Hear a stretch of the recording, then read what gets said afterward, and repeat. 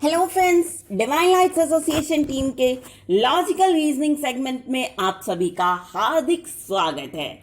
दोस्तों, logical reasoning segment में हमारा आज का टॉपिक है सीक्वेंशियल पजल। और ये सीक्वेंशियल पजल है कुछ अलग, क्योंकि ये आधारित है ब्लड रिलेशन टॉपिक पर। ठीक है, तो आज का इंस्ट्रक्शन भी दोस्तों कुछ अलग टाइप का लिखा हुआ है। देखो, ऐसे लिखा हुआ है, आप बहुधा क्या पढ़ते हैं, study the following information carefully and answer the given questions, right. यहां पे लिखा है each of these questions is based on the following information.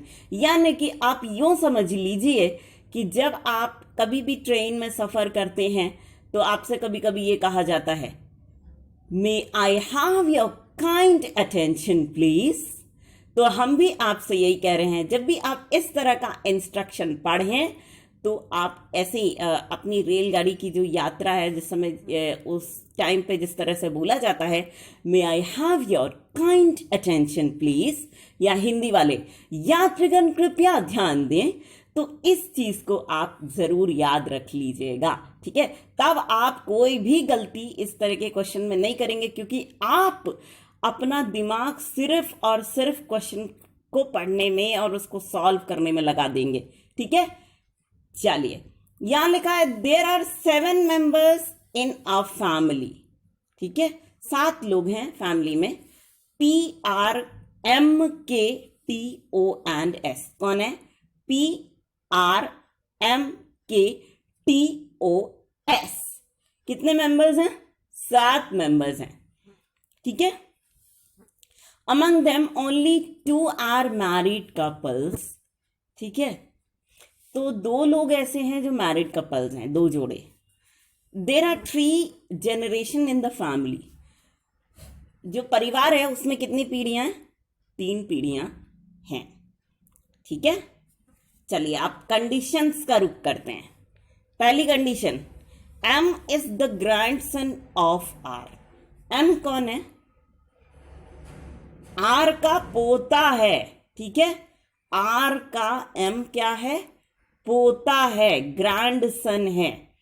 ठीक है, clear. Now next, K is the daughter of S, who is the daughter in law of P। जो K है वो S की बेटी है, और जो S है ना, वो किसकी डॉटर इन लॉ या किसकी बहू है? वो P की बहू है। ठीक है, तो यानी कि आप इस तरह से लगाइए कि जो R और P है ना, वो क्या कौन है? Husband wife. ठीक है, और उनकी बहू हो गई S।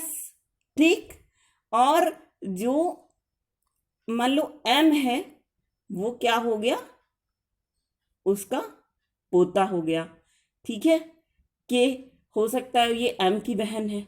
ठीक, ऐसे अनुमान लगा लीजिए आप। 4 लोगों का आपने ऐसे ही निकाल लिया। क्लियर। चलिए नेक्स्ट देखिए, R हैज ओनली 2 चिल्ड्रन। जो R है ना, R और P, इनके 2 बच्चे हैं। ठीक है, next, P is mother of O। जो P है ना, वो कौन है? O की मदर हैं। ठीक है, तो अब देखो, R और P हैं, उनका लड़का कौन हुआ? O हुआ। ठीक है, O की पत्नी कौन हुई? S हुई। ठीक है, यानी OS हस्बैंड वाइफ हैं, और मान लो KM OS के बच्चे हैं। ठीक है, चलो, T is a female member of the family. जो T है वो फीमेल मेंबर है एक फैमिली की। तो आप ऐसा कर सकते हो, T का जो है थोड़ा सा सस्पेंस है। ठीक है, तो T का सस्पेंस आप दूर करने के लिए क्या करिएगा? क्वेश्चन देखिएगा पहले। ठीक, क्वेश्चन में अगर मान लो लिखा है जैसे, who is the son of T's brother. ठीक है, मान लो ऐसा लिखा हुआ है, who is the son of T's brother. A में कुछ लिखा हुआ है, बी में कुछ लिखा हुआ है, सी में कुछ लिखा हुआ है। मान लो डी में लिखा है cannot be determined, E में लिखा है none of the above, given option is true. ठीक है, तब तो आप यहाँ पे कोई ऑप्शन फिल नहीं कर पाएंगे कैन नॉट बी डिटर्मिन के सिवाय, ठीक है, क्योंकि आपको ये भी देखना होगा कि जो एस है हो सकता है टी उसकी माँ ही हो, क्या पता, है ना। तो इसलिए आप कुछ कह नहीं सकते टी के बारे में इस सिचुएशन में, राइट। और एक तो ऐसा भी हो सकता है कि जो ओ है उसी की बहन टी हो, ठीक है। तो इस बारे में भी आप कुछ भी नहीं कह सकते क्योंकि आपको मालूम ही नहीं है, ठीक। लेकिन अगर can not be determine option नहीं है और सारे ऑप्शंस फिल किए गए हैं और आपसे पूछा जा रहा है, तो आप निश्चित रूप से आप ये मान लेंगे कि ओ की जो बहन है वो कौन है, टी। तो ऐसे हाल में जब ओ की बहन टी हुई तो ओ एस के बच्चे कौन कौन है, एम और के, ठीक है। तो एम हुआ टी के भैया का लड़का, ठीक है, यानी टी का भतीजा, ठीक है, क्लियर। चलिए next question, how is R related to M's mother. देखो अगर पूछा जाता कि how is R related to M, तो ये जो हमने फर्स्ट सेंटेंस बताया था तो इसमें साफ साफ लिखा हुआ था कि आर का ग्रैंडसन या पोता कौन है, वो एम है, ठीक है। लेकिन यहां पे ये पूछा जा रहा है कि how is R related to M's mother. भाई एम की मदर से आर का क्या संबंध है, एम की मदर आर की क्या लगी, बहू लगी। तो आर उसके कौन हुए, एम की मदर के ससुर हुए, यानी फादर इन लॉ, ससुर हुए, है ना। चलिए next, how is P related to S husband. जो पी है ना वो एस के हस्बैंड से किस तरह रिलेटेड है, देखो कितना घुमा के पूछ रहा है। पी का एस के पति से क्या संबंध है, एस का पति कौन है जी, ओ है ना। तो एस के पति से पी का क्या संबंध है, वो कौन लगा, ओ। याद करो टी और ओ कौन है, भाई बहन है।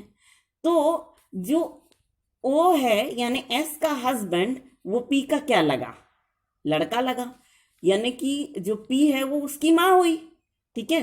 तो ऑप्शन यहां पे क्या सही है, मदर सही है, ठीक। तो दोस्तों इस तरीके से ये सवाल जवाब का सिलसिला यहीं पे खत्म हुआ और ये सेगमेंट भी यहाँ पर हो गया समाप्त। छोटा सा सेगमेंट लेकिन थोड़ा इंटरेस्टिंग, मज़ेदार था, घुमावदार था, लेकिन प्रेजेंस ऑफ माइंड लगाने की एक प्रैक्टिस थी जिसको आप करके भली भांति इस तरह के क्वेश्चन सॉल्व कर सकते हैं। पहले इस लेवल का लगाएंगे प्रेजेंस ऑफ माइंड, फिर धीरे धीरे धीरे धीरे आगे के लेवल का आपसे लगता चला जाएगा। और उसके बाद पजल जैसे सेशन में, क्वेश्चन सेशन में आपको पारंगत नहीं कर सकता कोई, क्योंकि आप प्रेजेंस ऑफ माइंड लगाएंगे हमसे भी तेज, ठीक है। तो दोस्तों हम ये सेगमेंट यहीं पे ख़त्म कर रहे हैं, लेकिन हम आपसे एक रिक्वेस्ट यही करेंगे कि आप सभी लोग इस सेगमेंट को दिल खोल करके एंजॉय कीजिए और साथ ही इसे उन लोगों तक ज़रूर से ज़रूर पहुंचाने की पूरी कोशिश कीजिएगा। My most dearest of the dearest friends, जो लोग इंटरनेट फैसिलिटी का लाभ नहीं उठा पा रहे हैं, है ना। तो इसी छोटे से रिक्वेस्ट के साथ हम आप सभी के ढेर सारे प्यार, जुनून, जज्बात और कड़ी मेहनत के साथ साथ आप सभी की उस कोशिश को भी दिल से सलाम करना चाहेंगे जिसकी बदौलत ना सिर्फ आप सभी नई नई ऊंचाइयों को छू रहे हैं, बल्कि साथ ही आप सभी हर क्षेत्र में अपनी योग्यता का परचम लहरा पाने में भी भली भांति सक्षम हैं। तो दोस्तों इसी बात के साथ और इसी गर्व की भावना को अपने मन में संजोए हुए एक बार फिर पूरी डिवाइन लाइट्स एसोसिएशन टीम की ओर से हम आप सभी को कहना चाहेंगे दिल से प्यार भरा नमस्कार।